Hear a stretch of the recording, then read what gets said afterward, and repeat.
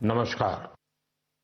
आज पूरा देश आतंकवाद के खिलाफ एकजुट है, आक्रोश से भरा हुआ है, संकल्पबद्ध है। आज हर भारतीय का यही संकल्प है, हमें आतंकवाद को खत्म करना ही है। साथियों, ऑपरेशन सिंदूर के दौरान हमारी सेनाओं ने जो पराक्रम दिखाया है, उसने हर हिंदुस्तानी का सिर ऊंचा कर दिया है। जिस प्रिसिजन के साथ, जिस सटीकता के साथ हमारी सेनाओं ने सीमा पार के आतंकवादी ठिकानों को ध्वस्त किया, वो अद्भुत है। ऑपरेशन सिंदूर ने दुनिया भर में आतंक के खिलाफ लड़ाई को नया विश्वास और उत्साह दिया है।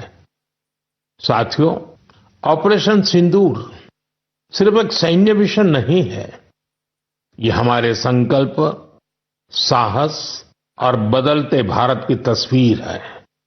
और इस तस्वीर ने पूरे देश को देशभक्ति के भावों से भर दिया है, तिरंगे में रंग दिया है।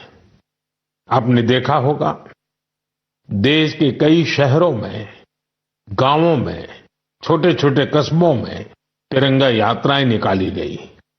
हजारों लोग हाथों में तिरंगा लेकर देश की सेना, उसके प्रति वंदन अभिनंदन करने निकल पड़े। कितने ही शहरों में सिविल डिफेंस वॉलंटियर बनने के लिए बड़ी संख्या में युवा एकजुट हो गए। और हमने देखा, चंडीगढ़ के वीडियो तो काफी वायरल हुए थे। सोशल मीडिया पर कविताएं लिखी जा रही थी, संकल्प गीत गाए जा रहे थे, छोटे छोटे बच्चे पेंटिंग्स बना रहे थे जिनमें बड़े संदेश छुपे थे। मैं अभी 3 दिन पहले बीकानेर गया था। वहां बच्चों ने मुझे ऐसी ही एक पेंटिंग भेंट की थी। ऑपरेशन सिंदूर ने देश के लोगों को इतना प्रभावित किया है कि कई परिवारों ने इसे अपने जीवन का हिस्सा बना लिया है। बिहार के कटिहार में, यूपी के कुशीनगर में और भी कई शहरों में उस दौरान जन्म लेने वाले बच्चों का नाम सिंदूर रखा गया है। साथियों, हमारे जवानों ने आतंक के अड्डों को तबाह किया। यह उनका अदम्य साहस था और उसमें शामिल थी भारत में बने हथियारों, उपकरणों और टेक्नोलॉजी की ताकत। उसमें आत्मनिर्भर भारत का संकल्प भी था। हमारे इंजीनियर्स, हमारे तकनीशियन, हर किसी का पसीना इस विजय में शामिल है। इस अभियान के बाद पूरे देश में वोकल फॉर लोकल को लेकर एक नई ऊर्जा दिख रही है। कई बातें मन को छू जाती है। एक माँ बाप ने कहा, अब हम अपने बच्चों के लिए सिर्फ भारत में बने खिलौने ही लेंगे। देशभक्ति की शुरुआत बचपन से होगी। कुछ परिवारों ने शपथ ली है, हम अपनी अगली छुट्टियां देश के किसी खूबसूरत जगह में ही बिताएंगे। कई युवाओं ने मेड इन इंडिया का संकल्प लिया है, वो देश में ही शादी करेंगे। किसी ने ये भी कहा है, अब जो भी गिफ्ट देंगे वह किसी भारतीय शिल्पकार के हाथों से बना होगा। साथियों, यही तो है भारत की असली ताकत, जन मन का जुड़ाव, जन भागीदारी। मैं आप सबसे भी आग्रह करता हूं, आइए इस अवसर पर एक संकल्प लें। हम अपने जीवन में जहां भी संभव हो देश में बनी चीजों को प्राथमिकता देंगे। यह सिर्फ आर्थिक आत्मनिर्भरता की बात नहीं है, यह राष्ट्र के निर्माण में भागीदारी का भाव है। हमारा एक कदम भारत की प्रगति में बहुत बड़ा योगदान बन सकता है। साथियों, बस से कहीं आना जाना कितनी सामान्य बात है। लेकिन मैं आपको एक ऐसे गांव के बारे में बताना चाहता हूं जहां पहली बार एक बस पहुंची। इस दिन का वहां के लोग वर्षों से इंतजार कर रहे थे और जब गांव में पहली बार बस पहुंची तो लोगों ने ढोल नगाड़े बजाकर उसका स्वागत किया। बस को देखकर लोगों की खुशी का ठिकाना नहीं था।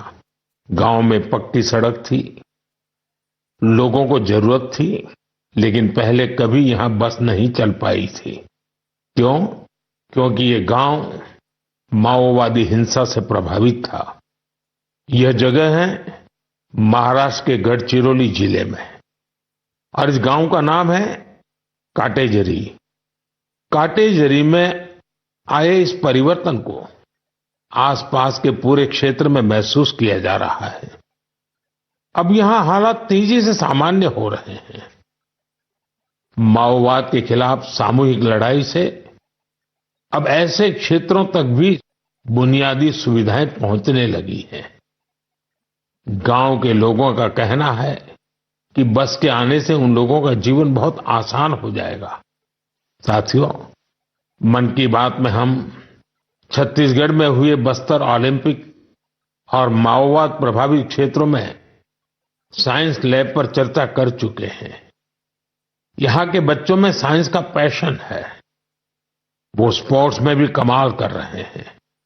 ऐसे प्रयासों से पता चलता है कि इन इलाकों में रहने वाले लोग कितने साहसी होते हैं। इन लोगों ने तमाम चुनौतियों के बीच अपने जीवन को बेहतर बनाने की राह चुनी है। मुझे यह जानकर भी बहुत खुशी हुई कि 10वीं और 12वीं की परीक्षाओं में दंतेवाड़ा जिले के नतीजे बहुत शानदार रहे हैं।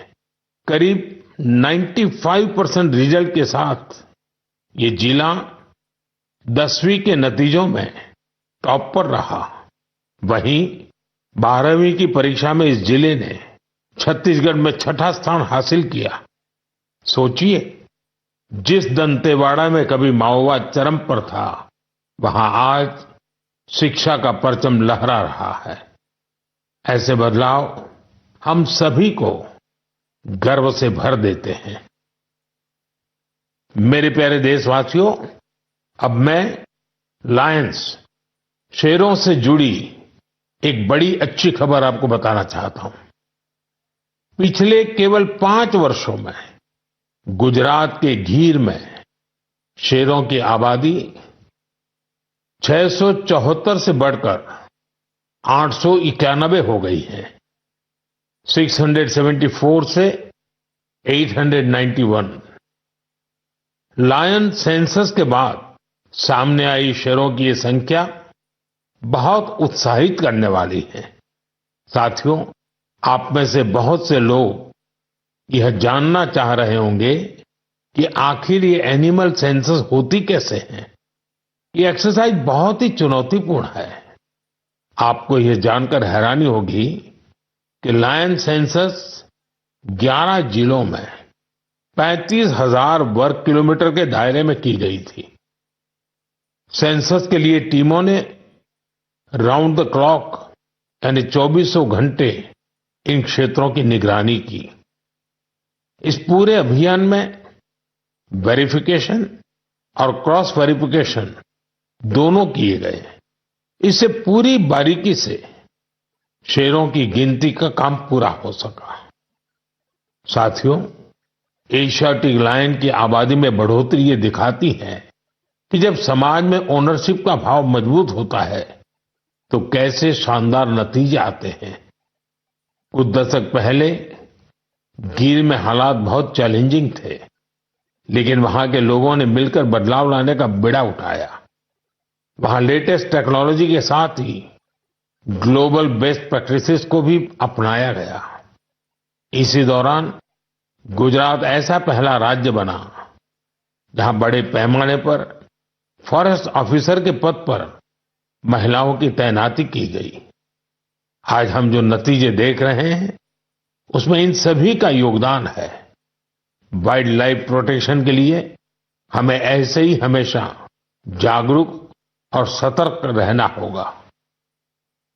मेरे प्यारे देशवासियों, 2-3 दिन पहले ही मैं पहली राइजिंग नॉर्थ ईस्ट समिट में गया था। उससे पहले हमने नॉर्थ ईस्ट के सामर्थ्य को समर्पित अष्टलक्ष्मी महोत्सव भी मनाया था। नॉर्थ ईस्ट की बात ही कुछ और है। वहां का सामर्थ्य, वहां का टैलेंट वाकई अद्भुत है। मुझे एक दिलचस्प कहानी पता चली है क्राफ्टेड फाइबर्स की। क्राफ्टेड फाइबर्स ये सिर्फ एक ब्रांड नहीं, सिक्किम की परंपरा, बुनाई की कला और आज के फैशन की सोच, तीनों का सुंदर संगम है। इसकी शुरुआत की डॉक्टर चेवांग नोरबू भूटिया ने। पेशे से वो वेटरनरी डॉक्टर है और दिल से सिक्किम की संस्कृति के सच्चे ब्रांड एम्बेसडर। उन्होंने सोचा क्यों न बुनाई को एक नया आयाम दिया जाए और इसी सोच से जन्म हुआ क्राफ्टेड फाइबर का। उन्होंने पारंपरिक बुनाई को मॉडर्न फैशन से जोड़ा और इसे बनाया एक सोशल एंटरप्राइज। अब उनके यहाँ केवल कपड़े नहीं बनते, उनके यहाँ जिंदगियां बुनी जाती है। वे लोकल लोगों को स्किल ट्रेनिंग देते हैं, उन्हें आत्मनिर्भर बनाते हैं। गांवों के बुनकर, पशुपालक और सेल्फ हेल्प ग्रुप, इन सबको जोड़कर डॉक्टर भूटिया ने रोजगार के नए रास्ते बनाए हैं। आज स्थानीय महिलाएं और कारीगर अपने हुनर से अच्छी कमाई कर रहे हैं। क्राफ्टेड फाइबर्स के शॉल, स्टॉल, दस्ताने, मोजे सब लोकल हैंडलूम से बने होते हैं। इसमें जो ऊन का इस्तेमाल होता है वो सिक्किम के खरगोशों और भेड़ों से आता है। रंग भी पूरी तरह प्राकृतिक होते हैं, कोई केमिकल नहीं, सिर्फ प्रकृति की रंगत। डॉक्टर भूटिया ने सिक्किम की पारंपरिक बुनाई और संस्कृति को एक नई पहचान दी है। डॉक्टर भूटिया का काम हमें सिखाता है कि जब परंपरा को पैशन से जोड़ा जाए तो वो दुनिया को कितना लुभा सकती है।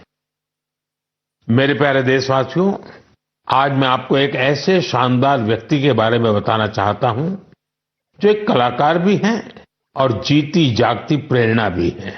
नाम है जीवन जोशी, उम्र 65 साल। अब सोचिए, जिनके नाम में ही जीवन हो वो कितनी जीवंतता से भरे होंगे। जीवन जी उत्तराखंड के हल्द्वानी में रहते हैं। बचपन में पोलियो ने उनके पैरों की ताकत छीन ली थी, लेकिन पोलियो उनके हौसलों को नहीं छीन पाया। उनके चलने की रफ्तार भले ही कुछ धीमी हो गई, लेकिन उनका मन कल्पना की हर उड़ान उड़ता रहा। इसी उड़ान में जीवन जी ने एक अनोखी कला को जन्म दिया। नाम रखा बगेट। इसमें वो चीड़ के पेड़ों से गिरने वाली सूखी छाल से सुंदर कलाकृतियां बनाते हैं। वो छाल जिसे लोग आमतौर पर बेकार समझते हैं, जीवन जी के हाथों में आते ही धरोहर बन जाती है। उनकी हर रचना में उत्तराखंड की मिट्टी की खुशबू होती है। कभी पहाड़ों के लोक वाद्य यंत्र, तो कभी लगता है जैसे पहाड़ों की आत्मा उस लकड़ी में समा गई हो। जीवन जी का काम सिर्फ कला नहीं, एक साधना है। उन्होंने इस कला में अपना पूरा जीवन समर्पित कर दिया है। जीवन जोशी जैसे कलाकार हमें याद दिलाते हैं कि परिस्थितियां चाहे जैसी भी हो, अगर इरादा मजबूत हो तो नामुमकिन कुछ नहीं। उनका नाम जीवन है और उन्होंने सच में दिखा दिया कि जीवन जीना क्या होता है। मेरे प्यारे देशवासियों, आज कई ऐसी महिलाएं हैं जो खेतों के साथ ही अब आसमान की ऊंचाइयों पर काम कर रही हैं। जी हां, आपने सही सुना। अब गांव की महिलाएं ड्रोन दीदी बनकर ड्रोन उड़ा रही हैं और उससे खेती में नई क्रांति ला रही है। साथियों, तेलंगाना के संगारेड्डी जिले में कुछ समय पहले तक जिन महिलाओं को दूसरों पर निर्भर रहना पड़ता था, आज वही महिलाएं ड्रोन से 50 एकड़ जमीन पर दवा के छिड़काव का काम पूरा कर रही है। सुबह 3 घंटे, शाम 2 घंटे और काम निपट गया। धूप की तपन नहीं, जहर जैसे केमिकल्स का खतरा नहीं। साथियों, गांव वालों ने भी इस परिवर्तन को दिल से स्वीकार किया है। अब ये महिलाएं ड्रोन ऑपरेटर नहीं, स्काई वॉरियर्स के नाम से जानी जाती है। ये महिलाएं हमें बता रही हैं, बदलाव तब आता है जब तकनीक और संकल्प एक साथ चलते हैं। मेरे प्यारे देशवासियों, अंतर्राष्ट्रीय योग दिवस में अब 1 महीने से भी कम समय बचा है। ये अवसर याद दिलाता है कि अगर आप अब भी योग से दूर हैं, तो अब योग से जुड़े। योग आपका जीवन जीने का तरीका बदल देगा। साथियों, 21 जून 2015 में योग दिवस की शुरुआत के बाद से ही इसका आकर्षण लगातार बढ़ रहा है। इस बार भी योग दिवस को लेकर दुनिया भर में लोगों का जोश और उत्साह नजर आ रहा है। अलग अलग संस्थान अपनी तैयारियां साझा कर रहे हैं। बीते वर्षों की तस्वीरों ने बहुत प्रेरित किया है। हमने देखा है, अलग अलग देशों में किसी साल लोगों ने योग चेन बनाई, योग रिंग बनाई। ऐसी बहुत ही तस्वीरें हैं जहां एक साथ 4 जनरेशन मिलकर योग कर रही हैं। बहुत से लोगों ने अपने शहर की आइकॉनिक प्लेसेस को योग के लिए चुना। आप भी इस बार कुछ इंटरेस्टिंग तरीके से योग दिवस मनाने के बारे में सोच सकते हैं। साथियों, आंध्र प्रदेश की सरकार ने योग आंध्र अभियान शुरू किया है।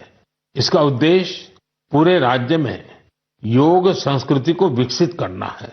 इस अभियान के तहत योग करने वाले 10 लाख लोगों का एक पूल बनाया जा रहा है।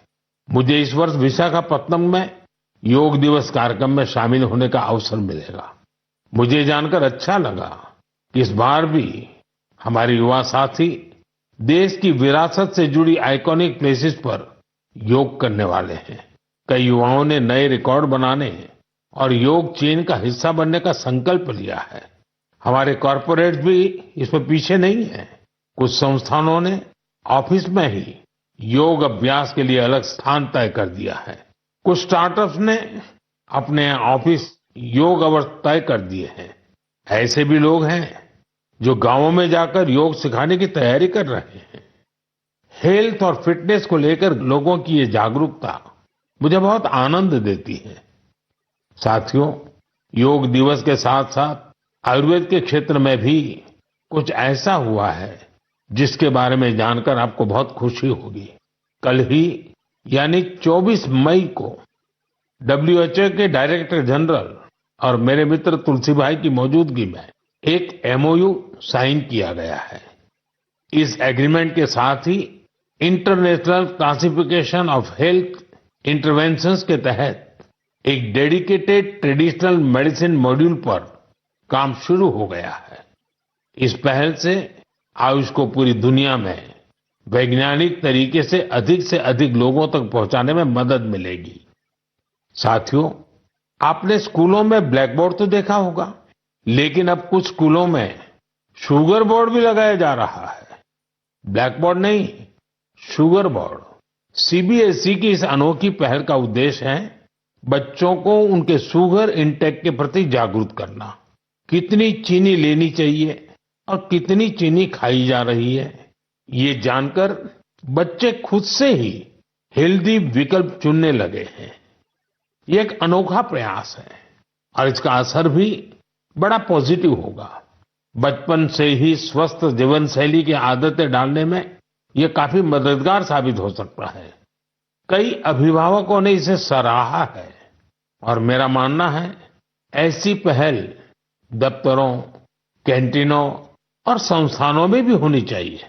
आखिरकार सेहत है तो सब कुछ है। फिट इंडिया ही स्ट्रांग इंडिया की नींव है। मेरे प्यारे देशवासियों, स्वच्छ भारत की बात हो और मन की बात के श्रोता पीछे रहें, ऐसा कैसे हो सकता है भला? मुझे पूरा विश्वास है कि आप सब अपने अपने स्तर पर इस अभियान को मजबूती दे रहे हैं, लेकिन आज मैं आपको एक ऐसी मिसाल के बारे में बताना चाहता हूं जहां स्वच्छता के संकल्प ने पहाड़ जैसी चुनौतियों को भी मात दे दी। आप सोचिए, कोई व्यक्ति बर्फीली पहाड़ियों पर चढ़ाई कर रहा हो, जहां सांस लेना मुश्किल हो, कदम कदम पर जान को खतरा हो, और फिर भी वो व्यक्ति वहां सफाई में जुटा हो। ऐसा ही कुछ किया है हमारी आईटीबीपी की टीमों के सदस्यों ने। ये टीम माउंट मकालू जैसे विश्व की सबसे कठिन चोटी पर चढ़ाई के लिए गई थी। पर साथियों, उन्होंने सिर्फ पर्वतारोहण नहीं किया, उन्होंने अपने लक्ष्य में एक मिशन और जोड़ा, स्वच्छता का। चोटी के पास जो कचरा पड़ा था, उन्होंने उसे हटाने का बीड़ा उठाया। आप कल्पना कीजिए, 150 किलो से ज्यादा नॉन बायोडिग्रेडेबल वेस्ट इस टीम के सदस्य अपने साथ नीचे लाए। इतनी ऊंचाई पर सफाई करना कोई आसान काम नहीं है, लेकिन यह दिखाता है कि जहां संकल्प होता है, वहां रास्ते अपने आप बन जाते हैं। साथियों, इसी से जुड़ा एक और जरूरी विषय है पेपर वेस्ट और रिसाइकलिंग। हमारे घरों और दफ्तरों में हर दिन बहुत सारा पेपर वेस्ट निकलता है। शायद हम इसे सामान्य मानते हैं, लेकिन आपको जानकर हैरानी होगी, देश के लैंडफिल वेस्ट का लगभग 1/4 हिस्सा कागज से जुड़ा होता है। आज जरूरत है हर व्यक्ति इस दिशा में जरूर सोचे।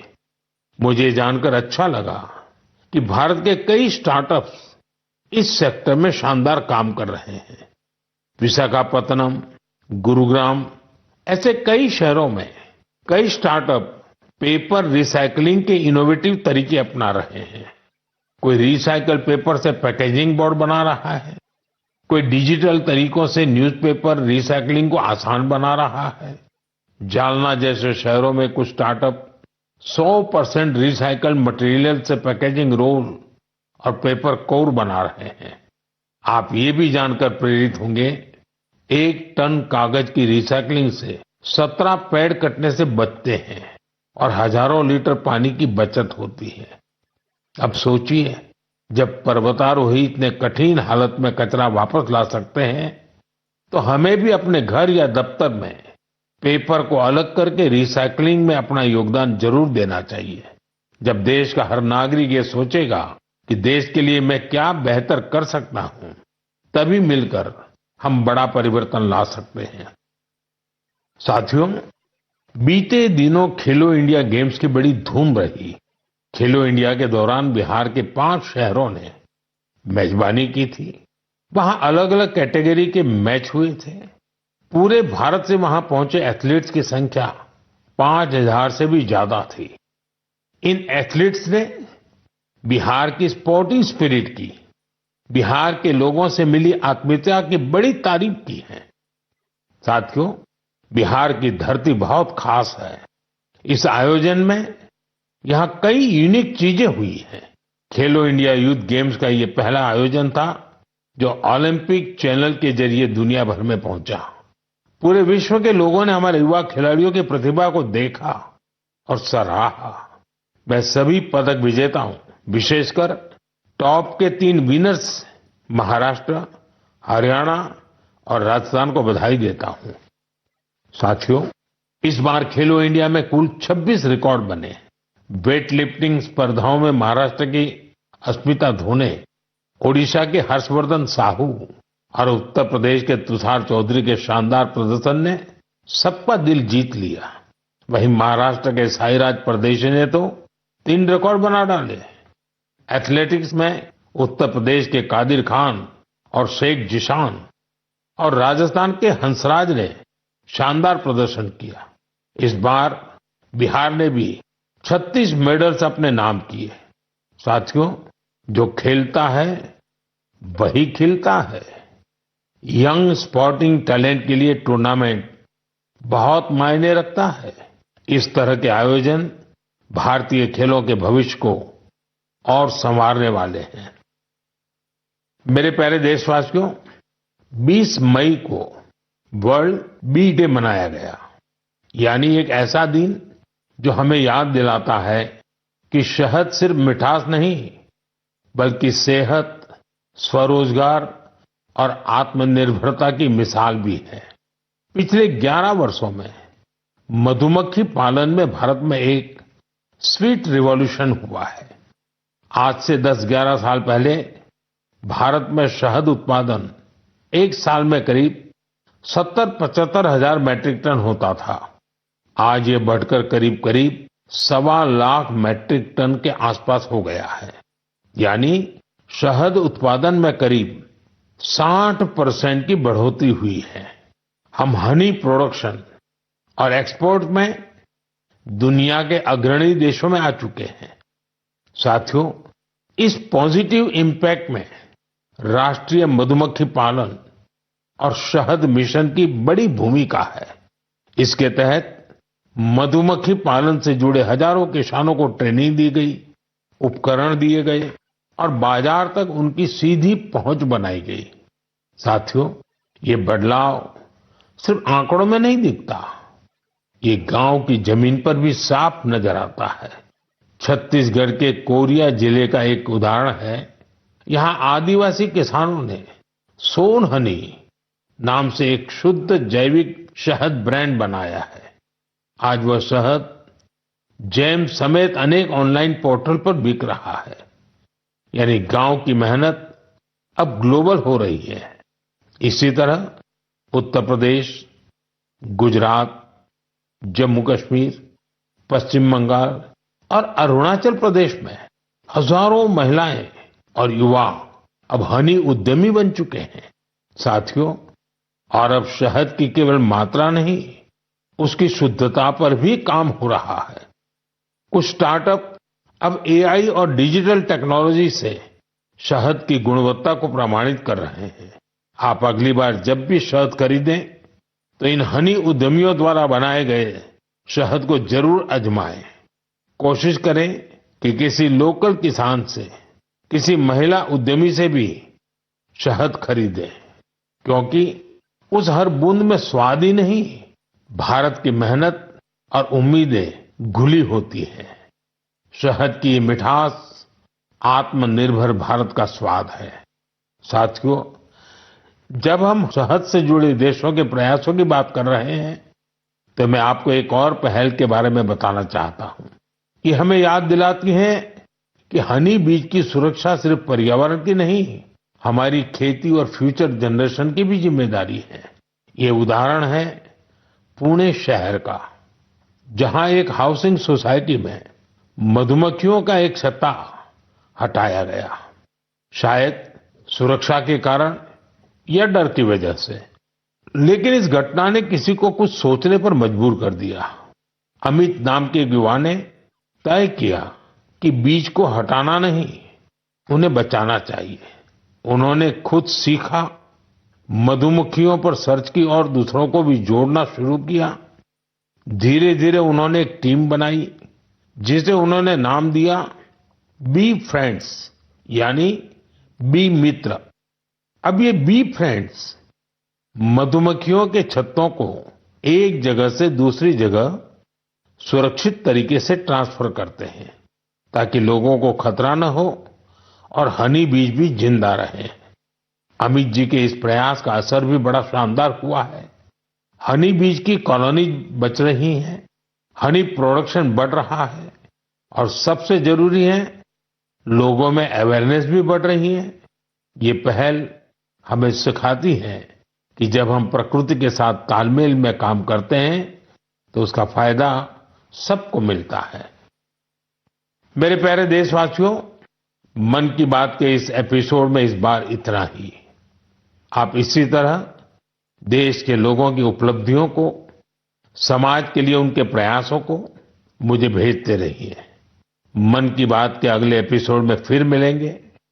कई नए विषयों और देशवासियों की नई उपलब्धियों की चर्चा करेंगे। मुझे आपके संदेशों का इंतजार है। आप सबका बहुत बहुत धन्यवाद। नमस्कार। प्रधानमंत्री नरेंद्र मोदी के 122वां मन की बात का एपिसोड आप सुन रहे थे, जहां पर इस मन की बात के दौरान प्रधानमंत्री नरेंद्र मोदी ने ऑपरेशन सिंदूर का सबसे पहले जिक्र किया, जो अपने आप में ही बेहद महत्वपूर्ण विषय था। और इसकी जानकारी देते हुए उन्होंने बताया कि किस तरह से जवानों ने एक शौहर्स की दीवार लड़ी।